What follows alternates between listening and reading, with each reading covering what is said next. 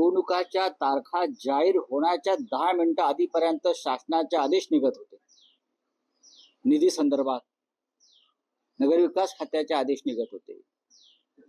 हा विकासाच्या घोषणा होत होत्या आणि मग ते सगळं पूर्ण झाल्यावर निवडणूक आयोग 4 वाजता तारखांची घोषणा करतो.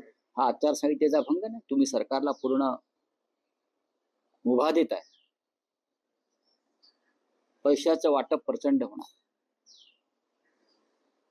15 लाखाची मर्यादा आहे.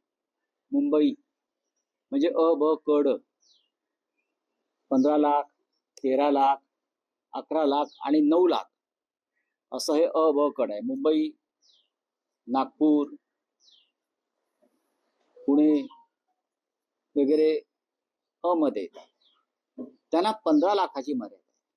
निवडणूक आयोग खात्रीनं सांगू शकेल का सत्ताधारी पक्ष फक्त 15 लाखावर थांबणार? जो सत्ताधारी पक्ष नगरपालिका नगरपंचायत निवडणुकीमध्ये 100 150 कोटी एका नगरपालिकेत खर्च करतो, तिथे ज्या सत्ताधारी पक्षानं तिन्ही म्हणतो नगरसेवक फोडण्यासाठी विकत घेण्यासाठी 2-2, 5-5 कोटी रुपये खर्च केले, तो 15 लाखावरती खर्च मर्यादा पाळणार आहे का? आणि निवडणूक आयोग त्यासाठी कोणती यंत्रणा राबवणार आहे की मुंबईमध्ये सुद्धा मुंबई मराठी माणसाच्या हातून हिसकावून घेण्यासाठी जो पैशाचा खेळ चालणार आहे तो निवडणूक आयोग उघड्या डोळ्यानं पाहणार आहे. मी जे म्हणतोय प्रत्येक मराठी माणसाचं हे कर्तव्य आहे की या वेळेला ही लढाई प्रत्येकाची असायला पाहिजे. आणि मला असं वाटतंय की त्या पद्धतीची जागरूकता